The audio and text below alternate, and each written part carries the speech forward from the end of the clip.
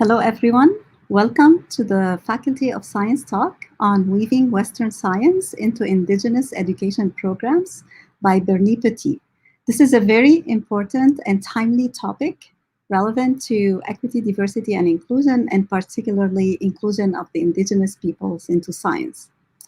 Before we start, I'd like to acknowledge that we in Winnipeg and at the University of Manitoba are located within Treaty 1 territory, the traditional lands of Anishinaabe, Cree, Oji-Cree, Dakota, and Dene peoples, and the homeland of the Métis Nation.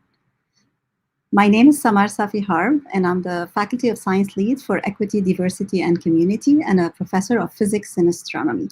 And it's my great pleasure and honor to be hosting virtually our speaker from Saskatchewan for today, Bernie Petit. She's affiliated with the Canadian Lightsource, or CLS, located in Saskatchewan. And CLS is known to be one of the largest science research facilities in Canada, recognized as a leading center providing synchrotron light used for various innovative research and education programs, as we will learn today. Bernie has a Bachelor degree of Arts in Psychology from the U of M and a Bachelor of Social Work from the University of Regina, and with a certificate in Project Management. Her work experience has been over 10 years as a Director of Operations for 3 Saskatchewan First Nations. Bernie weaves her extended family's traditional Anishinaabe Cree knowledge, experience as a former health director, and Director of Operations for First Nations into unique science research projects for First Nations, Métis, and Inuit students.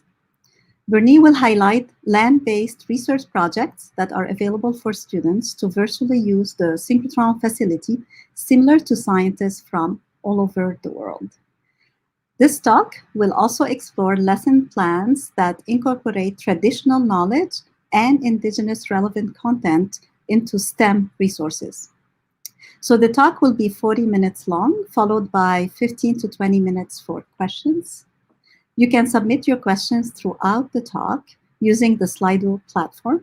To do so, please go to slido.com and enter the event number 93125, which is shown on your screen. So everyone will get to see your questions once they're entered. If you like someone else's question, please give it a thumbs up, vote for it so it can rise to the top and get asked first. So Bernie, welcome, and over to you. Thank you. I'm going to share my screen. If you could just let me know if you can see my presentation.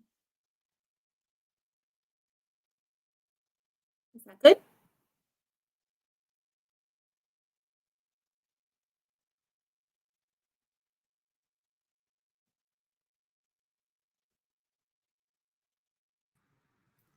Yeah, we can see it now. You can go ahead, Bernie. Okay, great. Thank you. Yes, hi, everybody. I can't see any of you. I'm hoping that all of you guys can see me.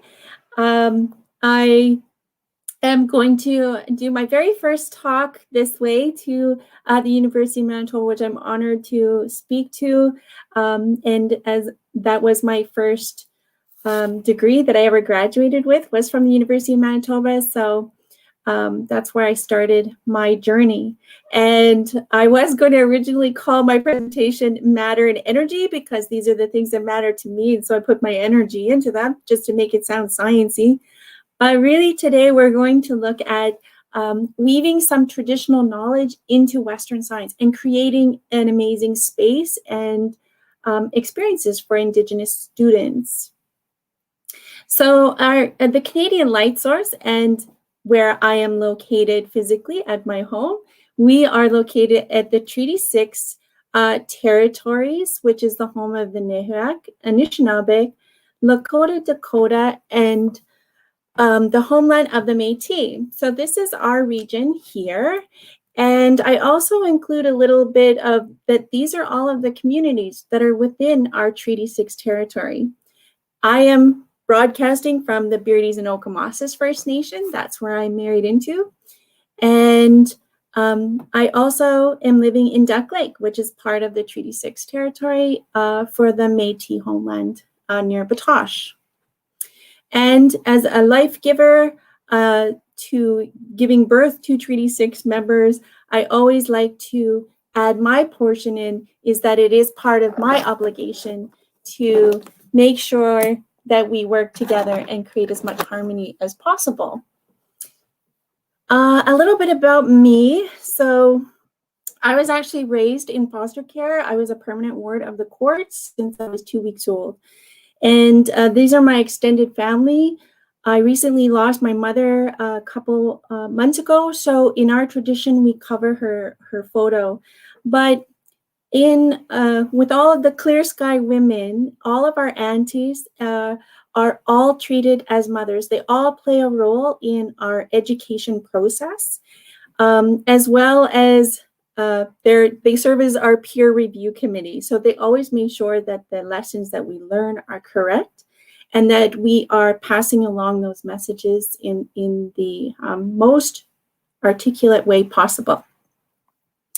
So why I'm here and how I got started in the Canadian Lightsource was working as a director of operations and director of health, is that I faced a big challenge of I could not put out job ads and hire any of our Indigenous or band members to fill our highest paid STEM careers. So we had a rotation of 8 doctors, dentists, dental hygienists, all of my RNs for the primary health clinic. Those kinds of positions were always, we didn't have the capacity. We didn't receive the resumes. We didn't have anyone to fill those. So we had to look outside of that. And sitting in meetings where we had to advocate for First Nations health benefits and rights, is that many of the research that we were being forced to follow did not include Indigenous people and were not done by Indigenous people. So there always felt like there was this void. So I had the opportunity to come to Canadian Lightsource and see if I could help along the way. So I'm going to tell you a little bit about myself and my experience coming into a Canadian research facility, not having a science background, having more of those traditional knowledge background, as well as entering into a first-year university transition course. So that's what I'm going to talk about, is about my experience and maybe some ways that we can make some changes along the way.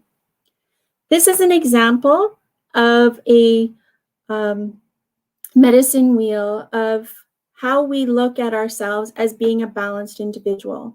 And when things go well in your life and you are able to create a balanced life, you can go through and pretty much take on any problem in the world and successfully make it through. For someone like me, who my story is not a unique story in my community, being raised in foster care, I didn't have that balanced beginning. I did not have my identity. I did not know what my place was on this earth, as well as I didn't have that spiritual connection to family or elders or somebody to make that, what was my place in this whole universe? What was my point of everything? So that left for me a very overdeveloped emotional and physical response. And you can see this a lot of times within schools, classrooms, relationships, everywhere, where there's a strong emotional trigger and then a really strong physical response. You will also see these in STEM. So this is what I noticed, is that when I was participating in STEM classes, and I wasn't really sure how this would pertain to me, I didn't know where the connection was for me in the STEM courses, which were physics and chemistry at the time, is that I would develop this huge emotional and physical response where I would feel very sensitive to what was being said. I didn't feel confident. I felt stupid and I wanted to cry. Sometimes I didn't totally not understand what the language that was being spoken, to be honest with you. And so then I would have really strong physical responses to that, where I wanted to quit, or I wanted to walk out of the room, or I wanted just to yell at the physics teacher who had no idea that I was feeling this way. So these are some things that our students feel on a regular basis when they encounter something that they don't have that balance in, where they can't see themselves, where they can't see where the point of this course is. And so I started to relax, of course, and started to think about the two styles of education that I was going through. So what I had learned from my family, my extended family, was an oral education, and it was based on the identity and experience of the location of where we were from. And so then now I'm in this written world, and there was a lot of memorization, and it was really difficult for me to get through that because in the Indigenous way of learning, we try to understand, why are we learning this? What is the purpose of this? How is this used? What instance or what experiences do we apply these to? In creating this presentation, I actually realized that a lot of our mentorship and teachers within the Indigenous community, those are our peer reviews for sure. They're always checking our understanding of what they're teaching us. And so it's the same process.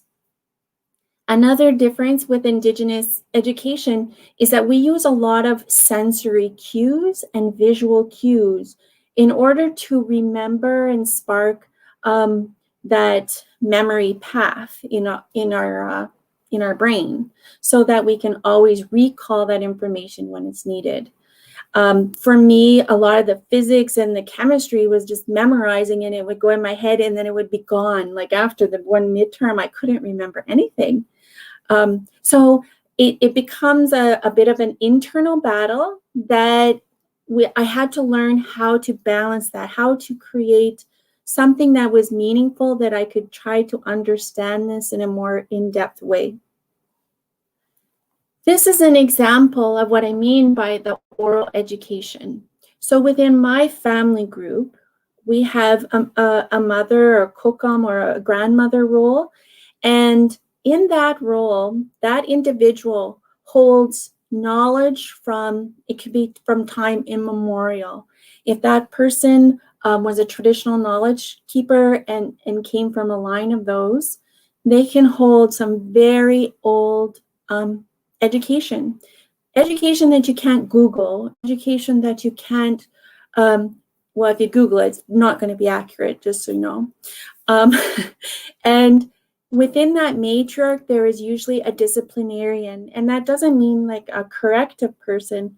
It means that there was always an uncle or an older sibling, typically male, that is changed throughout time, but that keeps the other individuals, those children and grandchildren, in line with preparing themselves to understand that oral teachings that that matriarch always gives. And some of these things that we experience in our family, it's not talked about. It's not something that we say, oh, I'm a matriarch in training. These are traits that our matriarchs recognize amongst our children or their grandchildren or their great-grandchildren, their chapons, that they can see those traits. And right from birth, right from the time that they're small, they know who and what teachings that they're supposed to pass along to that individual.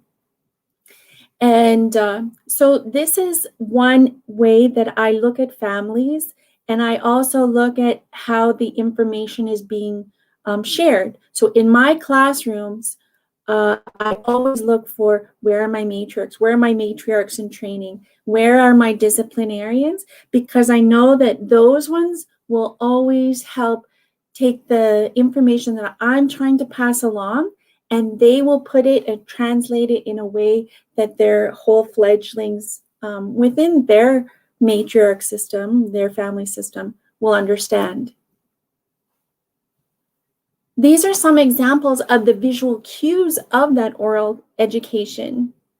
So we say the bag in the middle, it's like, I'm still practicing my language. So if there's any language speakers out there, I would love for pronunciation correction. But gushki bitdagan bag. In Michif, they say bandlier bag, I think is the correct term. These are examples of where some people think that they're beautiful pieces of artwork. And yes, they are pieces of artwork, but they're actually meant as visual cues for us to tell the story about someone or something.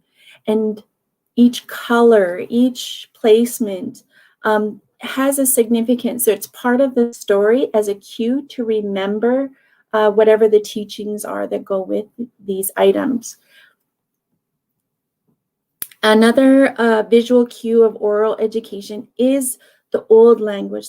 For sure, the syllabics, and like Elder Leonard Cardinal taught me, is the old language, those are gifts from the stars, so they can't be erased. And when I look at these forms of language, what I see is detrimental to us understanding and being comfortable in math.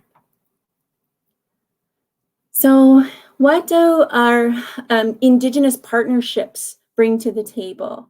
And again, this is where I put my limitation waiver because I have limited experience. I only know what I've been taught. And the Indigenous world is so diverse, and they have so many different ways of experiencing the world that I only can tell you about the part that I have experienced. So for the individuals that I am aware of, we can bring to the world of science and math creator's laws. That's what it's always called in that way. And it's a collective knowledge, a blood knowledge that through, and it's sometimes called traditional knowledge. But these are very old teachings that we can bring to the world of science and math that really haven't been applied before. So some of the other basic principles that I kind of looked at as more of the diversity of Indigenous people have some of these same principles. So a lot of our communities are matriarchal. That is something to bring, and that is a science principle. Ateokigwen is like sacred stories, creation stories. That's a Cree word that means that. And these are other science principles. This is where our science is held, is in a story form. This is where sometimes our math is in story form. And so are our sacred stories like Turtle Island. This is a science principle that I apply throughout all of our programs. We don't have borders. And if you see that, you can see that there's a map of North America within that turtle. That is how I look at everything that I come into contact with the Canadian Lightsource. And also, again, those languages, the language part is so vital. And I personally think that is why we have such a difficult time having the success in math and science. And it's because of our disconnect with our Indigenous language. The last principle that I wanted to talk about was Wakotwin. That's how we say it in Cree. It can be called Mataquiasin in our Sioux or Lakota communities. And that means we're all related. So this is a principle that many of our First Nations do have some common principles. And this was one that I have. And the culture was the only culture that, this is how the elders told me.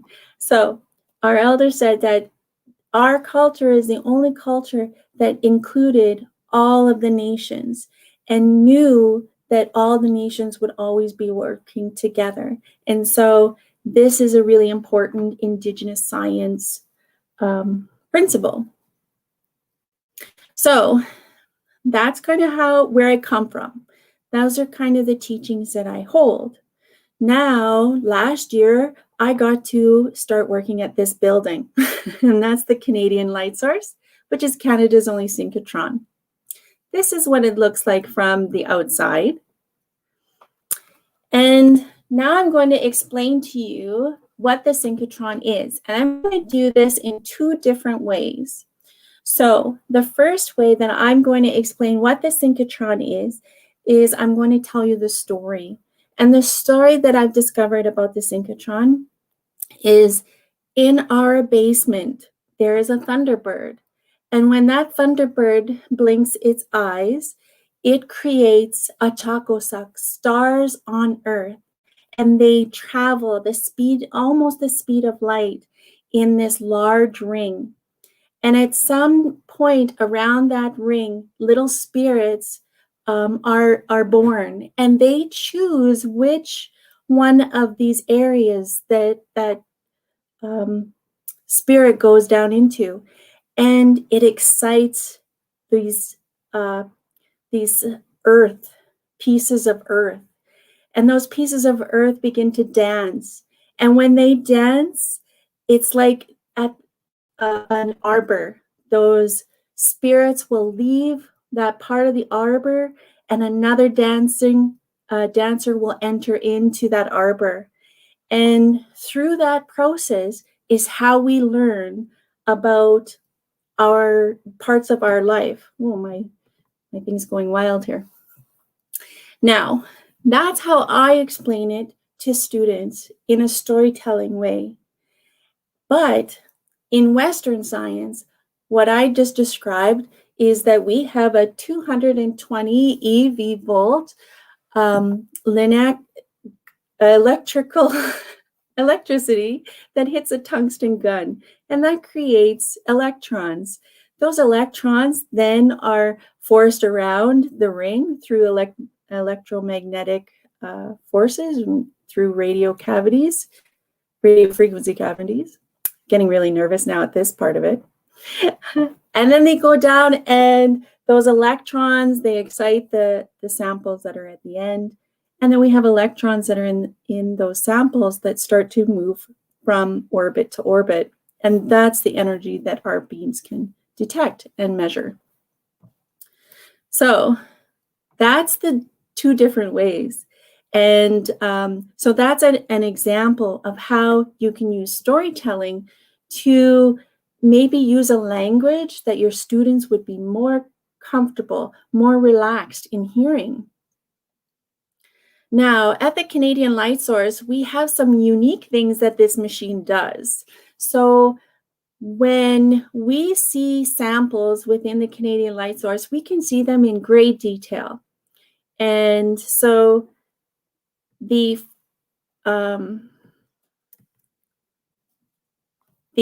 first picture here is of a mouse, and you can see it's a standard X-ray, and the difference between a Canadian Lightsource look at a mouse.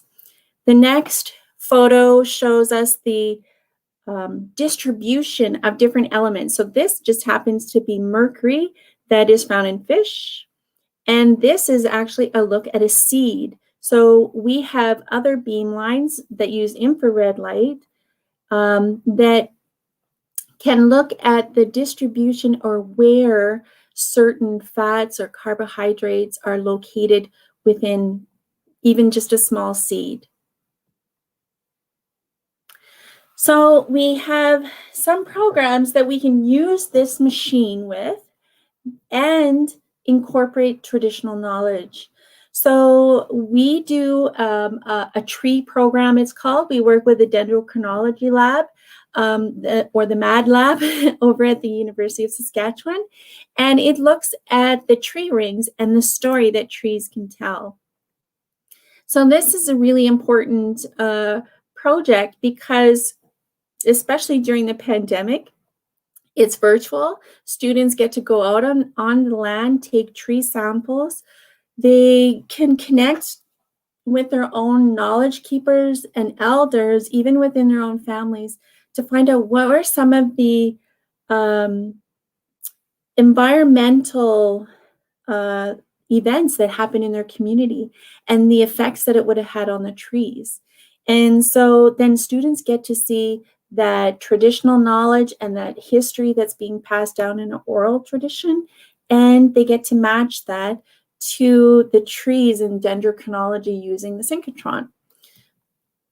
We also have a Bison Project that is very timely on the prairies, because we have a buffalo treaty that many of our First Nation communities have signed, and we are restoring the bison population across the prairies in Canada and the US.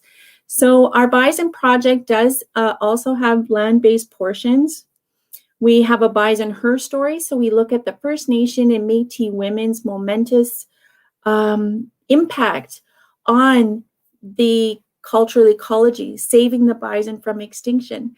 They have an untold story because historically that the woman's perspective and the role of Indigenous women were not included in those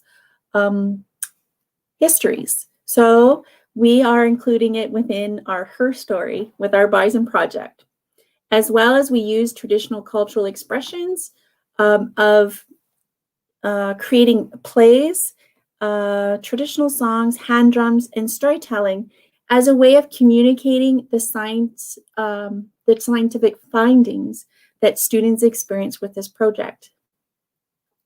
And these are some pictures of students that have gone out and they get to take their core samples, as well as their soil samples. So they get to compare what elements are bioaccumulating in the trees, as well as looking at different elements that are in the soils of different locations across North America. And we've now included more of a global perspective to that. Then that leads into learning more about the periodic table. And for a lot of Indigenous students, we don't have dedicated science teachers. We may not have science labs in our school, but to introduce a periodic table, we have many traditional stories that we've heard that we probably don't even connect that it ties to the periodic table. So if you have ever heard of that, we're all related, we'll quote win. I've had elders, my elder teacher, when we go out and pick medicines, they teach us we are everything and everything is us. We are connected to everything. And in the Cree culture, because that's where I am now, is that they call Nehio. Nehio means four-part person, or four areas. And so the elders that were here that took me out and taught me, they were talking about how all life begins with four basic elements. And that's carbon, nitrogen, oxygen, and hydrogen. That's being a four-part person. That's the basis of all life. And so when I talk to students, that's how we start off getting into what the periodic table is. Because then there's these other elements that the Creator has on this planet. And what are they used for? And how do those combinations connect to us? And what do they make when they get together? How do they get together? And then we look at how to read and review the data. So that's more of the Western view. But what we can do is how we communicate those things can be very traditional based or cultural based. I actually got to work with our summer students from the Mentor Step program at the University of Saskatchewan, as well as our CLS student. And we got to, this was such a fun project, and I recommend this to everybody, if you can, is start to just look at regular life. Regular life of making bannock was something that I was taught to do as a teenager and young person. And now I do that for my children and my great-grandchildren. And we started to look at what is the physics and the chemistry behind banning.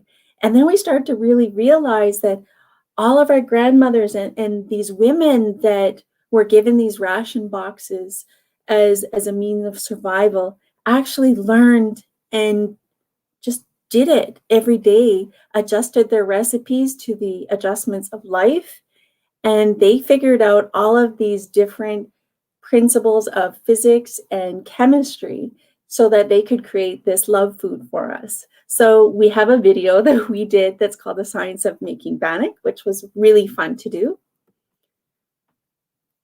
And then another idea that I had was when I went to, again, it was a transition course. So for students who have never taken chemistry or chemistry or physics in your high schools, they get to take these courses as a transition in universities. And so this was one of the very first fundamental parts of being able to do physics and chemistry, was the measurement of science in imperial standard of units. And this is how my brain interpreted it. It started to create more of a vision of a visual. And for me, I'm very visual, and working as a director of health, I noticed that I would always communicate in a more visual way, anything that was happening within the community. And so I just naturally would start to put these things in a visual way that I could see and understand. And when I start to look at things in a visual way, then this is how my brain interprets those kinds of things. So now what I do is when I do standard of units, which I just got to do my very first lesson plan with some teachers this week, is now I get to teach it in a way of, let's do a beading project. And this is how we can create some visual cues to remember that process of standard units of measure, and how to remember the mathematical part of it as well. On the other side is where I included, this is a lesson plan, so it's a beaded lesson plan of dimensional analysis on how to do unit conversion on beads. And so for me, if I had difficulty or I wasn't doing the correct calculation, I would create a vision in my mind, a picture form of how to place all my numbers or how to place all of my standard of like the unit basis. And if I could have that picture in my mind, then I could get the answers correct constantly. And so this was an example of how to create more a visual to put those in a correct way. And this is what a beaded two-sided lesson plan looks like. And so we actually do have a text-based paper lesson plan that does come with it. It does include a lot of pictures to show how this all works out and what a beading kit looks like and some of the process of actual beading.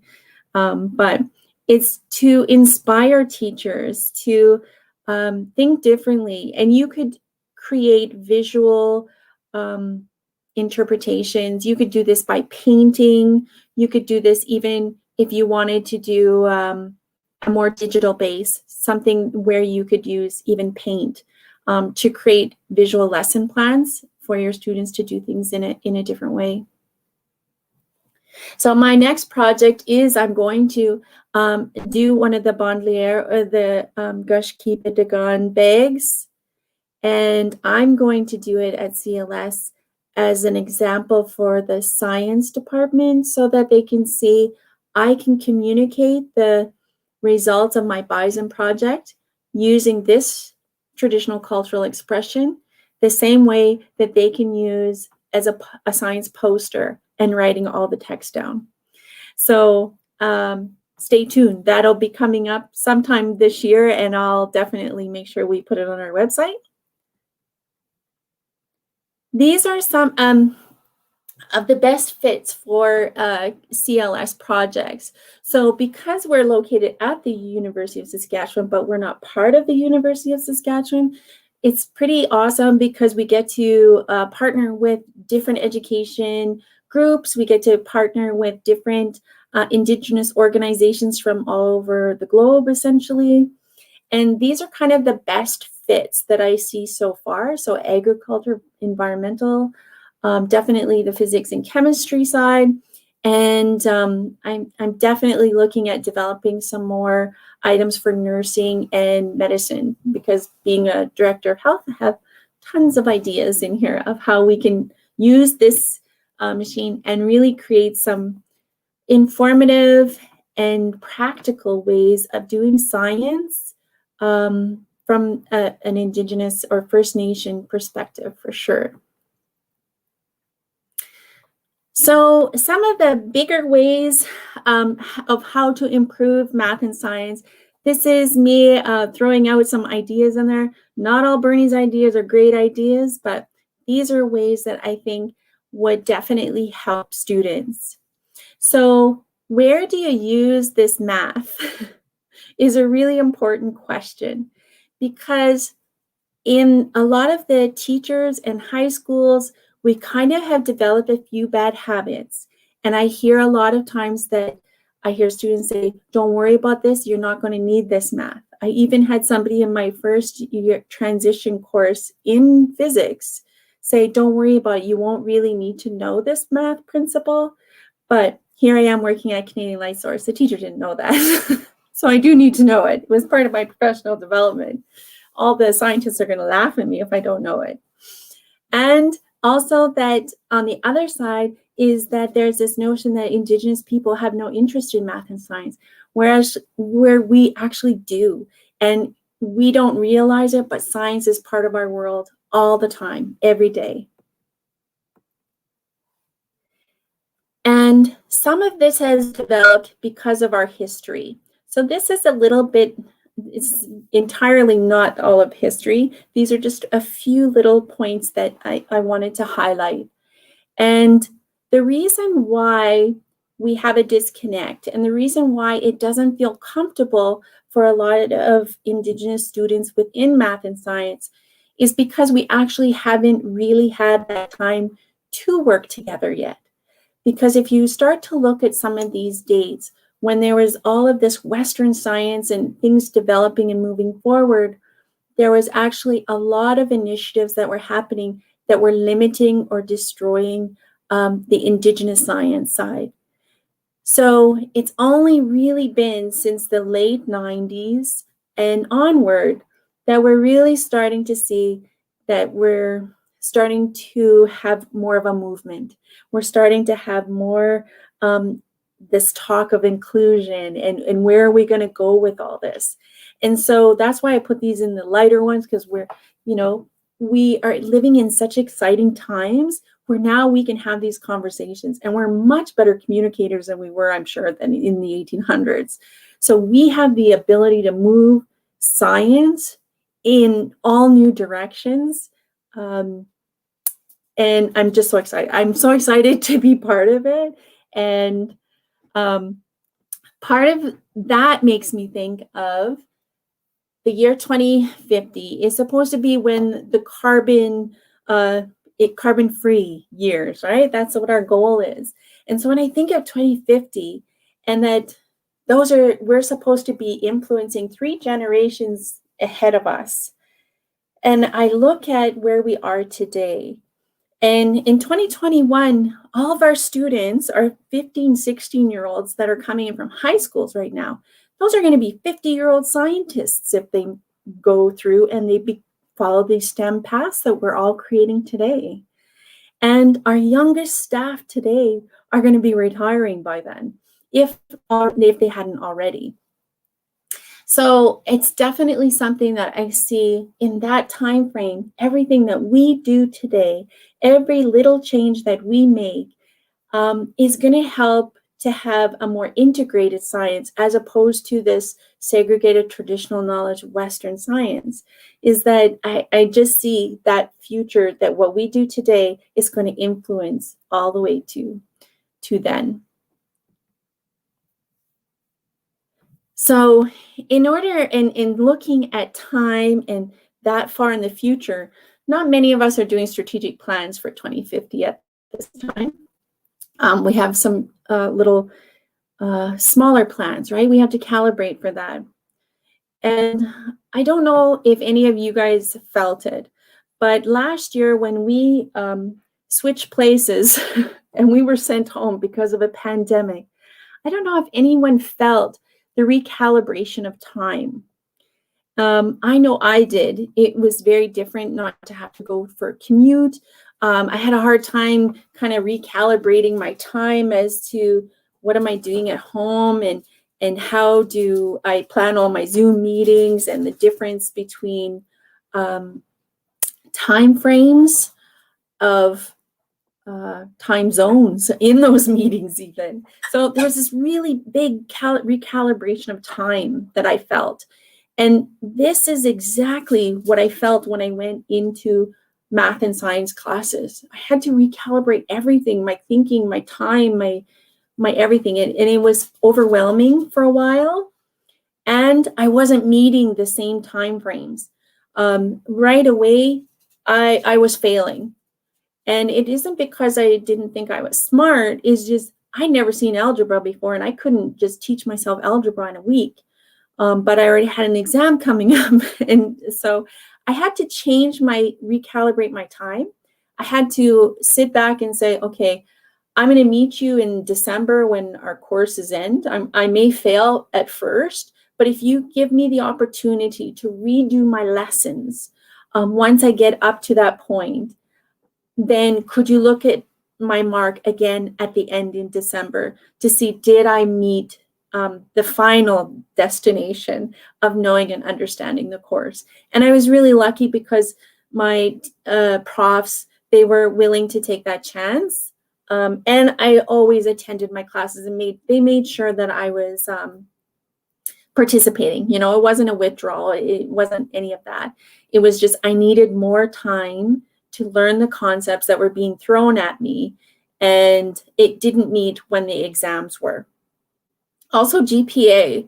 I find that GPA is something that is a limit, because I look at, if I have an Indigenous female student who doesn't have a high GPA, but I also look at her as she never had a dedicated science teacher. She never got to see algebra because they only taught business math at her school. All of these things, but I can see in that second year that she is still maintaining, she is still passing. Like, for me, that just speaks volumes. That is a huge resilience. I know that she has an immense capability, and I don't look at those numbers of a GPA. And that's really hard to get over, because even in nursing, working as a director, I would see non-Indigenous nurses treating Indigenous nurses differently because they had a different GPA that they were accepted on. And so it created this lateral violence against those two segregated kind of courses. But something's up with the GPA, is all I'm going to say. The other huge thing that I saw was, look at the textbooks that you're using. Look at the textbooks that you're using. This is huge, huge, huge. So the textbooks, are they actually targeting the individuals, and are they representing the individuals that we are trying to create this equitable education for? These are some examples of my role models that I literally put up their pictures all over just to remind me, don't quit, don't quit. And, but these were not in my textbooks. These were not the faces that I got to see to inspire me to keep going. The other part of the textbooks was, I was shocked that about the 3rd chapter in, there was the use of domestic violence to demonstrate a physics principle. I don't know who writes these, but these are definitely things that need to be looked at closer, because that was a trigger. I could not believe that there was an example. I've never read this book. It's not part of the reading of most First Nations schools. So I don't even know the context of it. I only saw the actual, in the physics textbook, example of a husband that was hitting a wife and how it compared to physics. The other thing was a double speak, you know, like the letter N and net and X are being used for multiple things. It gets very confusing. I think that that's something that we would need to look at, you know, and I know that's a big change for science. And the naming of all the inventors over time it kind of got confusing. And that's something that I don't know if that all needs to be in a textbook. Could we have the history of physics as a separate course where you get to learn all those historical parts? That's something to look at, because it's essentially parts in there that aren't really relevant. That's how it felt to me. They're not really relevant, right? I didn't learn who were all the people that made mistakes in making bannock. I just know that my kokum made the good bannock kind of thing. So we don't write about who made all the little advancements, but they were included in my 2 huge books. And the use of the language was really elite. I found that a lot of the words were just, I was constantly looking up what those words meant. So how can we fix that? I would love somebody out there, and I know there's got to be somebody out there that has this ability and opportunity, is to develop new Indigenous science textbooks. And how I could see them working is create the experiences that are known or common throughout North America. I'm only giving you a few that I could see offhand, but there's so many different experiences out there. And then look at what principles of science or physics or chemistry tie into those experiences. It's a much more better understanding. It makes us relate to whatever is being taught, and it allows us to see it in a different form. So these are, again, just some areas that I could see that a lot of the same physics principles that I learned in the 2 gigantic textbooks here, they would have been fun to learn. It would have been more interactive, but we're still learning that style of science. And for sure, including those sacred and creation stories in there, as well as the language portions. And if you know, even just looking at these visuals here, can you see the similarities? My relative who only went to school until grade 3 and through the residential school, she was the one that taught me about what a Dirac equation is, even before I even knew what a Dirac equation was.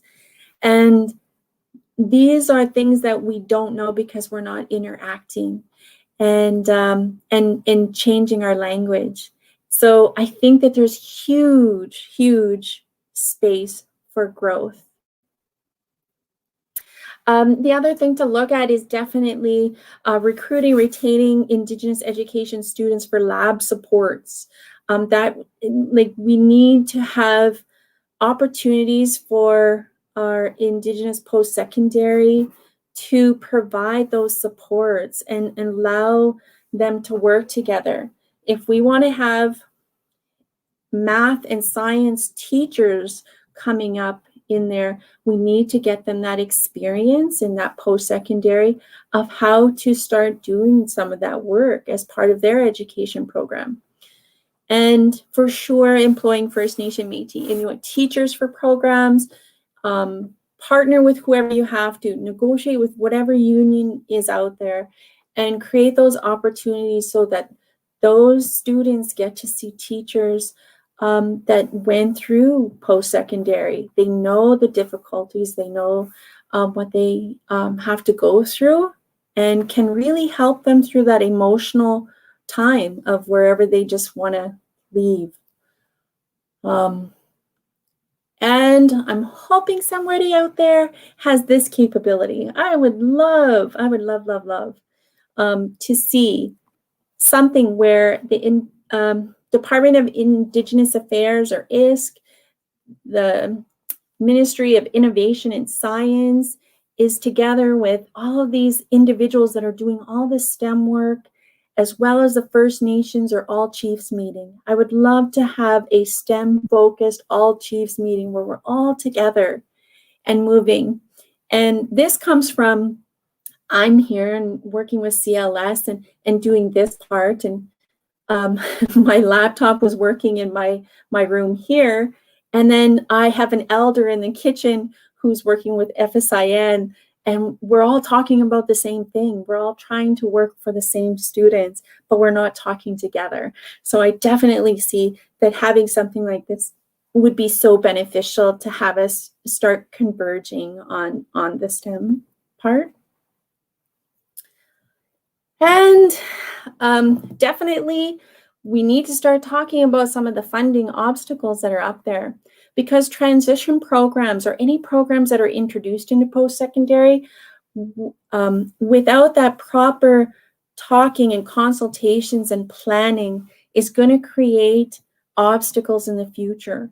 So if you're a First Nations student and you decide that you're going to take a transition program to help you get into engineering or science or medicine, you are actually cutting yourself off of post-secondary funding, and you may not be eligible for any funding in your 3rd or 4th year because you've taken a transition program. Now, that shouldn't be on the student to bear that burden.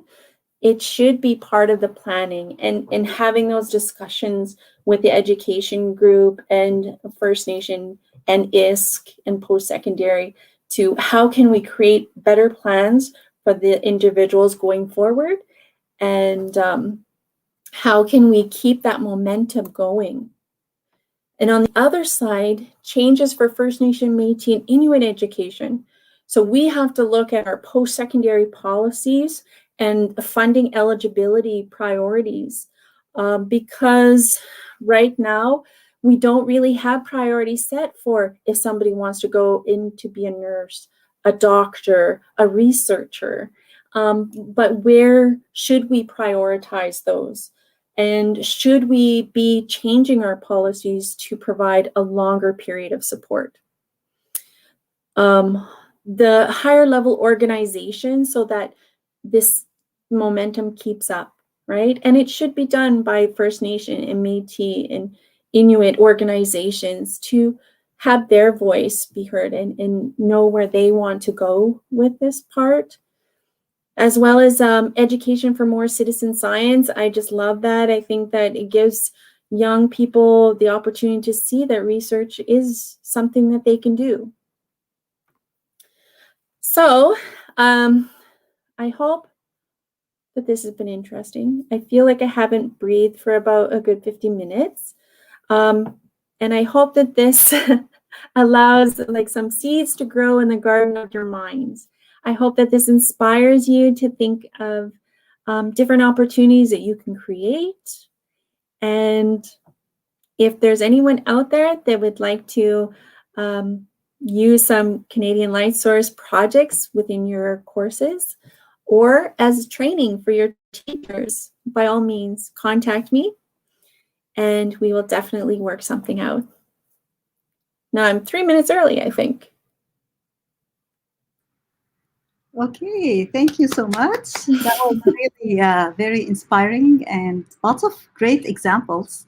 I loved your storytelling, especially about the electrons going relativistically inside that ring, which when you were describing, I'm trying to make the connection with the particles and the physics aspect. So that was really, really cool. So for those of you who have questions, please ask them on slido.com, event number 93125. So I'm waiting for your questions. And I can't see you, so I cannot headhunt people for questions. So I'm going to keep waiting. But in the meantime, so please submit your questions. In the meantime, maybe I can ask you a question. So there's obviously a lot of material that you have developed already, like the examples you showed us. Is this stuff published somewhere? Like, can we make use of it? Because it's definitely relevant to a lot of disciplines and places. So how can we make use of that rather than reinventing the wheel? Right, exactly. So when it comes to creating resources that have incorporated traditional knowledge, so this is an excellent question, because not always will those be randomly put out there for anyone to use, but anyone can contact me. And how we transfer that is that we make sure that you know all of the teachings that go with it, and then you are able to teach it. So there is some connecting and relationship building that does happen in order to have that passed on to you, right? And every person is going to be different. For sure, you can look at the Canadian Lightsource education field. If there's some resources that are open and available, I do try to add them into the Airtable that's on there. So we do have lots of resources that we're trying to add in there. And we're starting that process of having summer students. And so hopefully we'll get to create at least something every year. And then we'll add them on there and how to connect with them. Okay, great. We'll be surely in touch. For sure. Yeah, absolutely. And okay, so sorry, go ahead. You had a question? Or you had an additional comment? So I see there's a question that just came in. Do you have any advice for science outreach activities at Indigenous communities? Oh, yeah, for sure. There's lots. It depends on your location, but for sure, if you can try to connect with the traditional knowledge keepers, we didn't really have much time to go through what the difference is, but a traditional knowledge keeper is actually going to be the one that will have the most Indigenous science teaching, as opposed to what would be called an elder. And they have a knowledge of a whole different area. So traditional knowledge keepers might be lodge keepers, ceremony keepers, those individuals. Try to connect with them, because they will be the ones that will be able to give you those ideas and tell you where those two worlds connect. Sorry, that was my alarm that I have to stop talking. Do not stop. Yeah. So if that helps, for sure, anything land-based, like anything where they're outdoors and they're learning and you can connect with their elders or their traditional knowledge keepers, that will be valuable, for sure. Okay, great. A question from Ruth. To introduce narrative, okay, to ask questions to provide it. Loved asking students where math would be relevant. I worry about putting students on the spot. Oh, okay. So is the question about asking questions of the student? Tell me that again. Yeah. So maybe we can show you the question and you can. Okay. Yeah, that would be easier probably. So let's scroll down to see it. Hey, it says Dr. Bernie Petit. I always wanted to be a doctor. Today I am. Doctor in Hey. okay. Yeah. So can you see the question? Yeah. Is it okay to ask students to provide it? Okay. Oh, okay. Well, you know what? Again, you're going to know your students better than I am, just guessing, first off. So But I think just having those meaningful conversations, and especially our more mature students, they actually will carry, like I showed you, that information is, they might have a lot more information than you think they do, but they just didn't call it math, right? And so those are just conversations, is to at first maybe uncomfortable, but just work with your students, build that relationship, and try to draw out what it is that they could see working or not working, and challenge that thinking. Yeah. Okay, thank you. Next question. I think you see it. In a perfect world, what would be the best way to incorporate Indigenous ways of learning into university courses? Yeah. Separate courses that have a longer timeline? Oh, it's that those in a perfect world part. That's the trickery of this question, I can tell. Oh, in a perfect world? In a perfect world, if it was Bernie's world, I don't think I would have exams. I wouldn't have that extra pressure of trying to memorize things. And, it's like hunting, for example, is if you're able to fill your freezer with meat, then I know you've learned what you needed to learn. And the same, I think, would be with some of those kind of maths and sciences, is that if you're able to teach it, you're able to talk to somebody about it and explain it in that way. A written test where you're being pressured to memorize it doesn't mean that it's gone into your heart. It's up here, but it's not all the way in here where you carry it with you. And there are some really unique people that have that ability to just look at something and remember it, but that's a unique, special gift. Not everybody has that, right? So definitely creating different timelines, I think, would be important. And just the way that testing is done, or the assessment part, I would assess on different things myself. Okay, next question. Teaching in a transition program, how to prepare students for the atmosphere of the rest of the science program?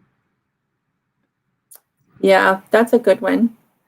For sure, having mentors or somebody there, because that's a big part of, our family structure, is we don't typically let people learn things like all alone in isolation, right? We connect with the ones that we're always teaching, right? And we encourage them and we work with them, kind of thing. So I think that kind of system is really good. Looking at your classrooms in a different format, and like I said, if you have students that are coming from that matriarchal family structure, that changes the classroom management and dynamics drastically when you start to look at what's happening in your classroom and who's doing what and who encourages who, right? And those are things that, again, like for a professional development way, is you can learn more about that and learn how to use your students' gifts, what they bring in the classroom, to create a better experience. And right now we don't really do that. All the pressures on the instructors to create this magical environment and hope that you can keep them there all this time. But we don't really work with the two groups to create that environment. Okay, great. I don't see any other questions, but can I ask one last one? Yeah. Before we end it. So I'm just curious, how long has this been going on, the program that you're working on? It's a multi-part question, and you can answer them all together. So how long? And also, I'm wondering, like, are these students that you're working with are mostly high school students, or you're even targeting first-year undergrad students? And is the goal, if it's high school, is the goal to get them to go into science at the University of Saskatchewan? And the last part is about the design of the research projects. Is it a team? Obviously, probably it's a team of people deciding on that, and these are likely related to the CLS itself, to the Canadian Lightsource. So just trying to get an idea of, of the whole implementation as well. Yeah, there's a whole bunch of really awesome questions there. So I missed something, you have to tell me, okay? Yeah. So one is, I've only been doing this for 1 year. So we have an Arctic Fox project and a Bison project that I've developed for our students and schools in Nunavut, like in north, in the Arctic, as well as south, is for the bison. So those are the two projects. That's how long I've been there. Now, the students that I work with, it's changed because CLS, when we first started in doing the students on the beamline projects and tree, they focused a lot on high school students. Having a Bernie come in, we have a different view of what youth is in Indigenous communities. Our youth category is typically 15 to 35. And so the Western world don't really include those as young people, right? As youth. And so we have a different age category. So with that category, that opens it up to adult basic ed, college, university in those age groups, right? So those are my students, is I don't put that age limitation in there. So that's the age. What were some of the other questions in there? We have students on the beamline. Yeah, we have students on the beamline, and then we have our predetermined project. Because of the pandemic, we've really had to adapt to these times, and teachers are just they're just so overwhelmed. So we have created multiple 1-hour activities, 1-day activities, 4-day activities. And with something like students on the beamline, that is where an actual course or subject, and it can even be embedded in an education program for credit, is where they spend their time right from the beginning, is developing a research project question, formulating how is it going to come, plan for their beam time, and then how are they going to present their data. And there are some areas where they could even publish, get practice in undergrad or practice in some of the other journals, is how to get practice in publishing their results as well. So we've tried to create the gamut of wherever the students are. We will try to create a custom-based project for them. So, and again, we're not limited to only working with the University of Saskatchewan, because we share a location, but we're actually two separate entities, right? So that allows that freedom that I can partner with our Bison Project. Like we partnered with the American Indian Center of Chicago and did a group with students there. So that's the fun part. And now with the online environment, things are more possible to reach out further and further, right? Oh, yeah, I can teach anywhere now. Right. Okay, great. Sorry, I don't want to keep you much longer, and sorry to keep people beyond the allocated time, but this has been very interesting and inspiring. Thank you so much, Bernie, for sharing. Thank you. It's been my pleasure. And it's been a pleasure. Thank you so much. And I wish you and everyone a wonderful weekend. We'll be in touch.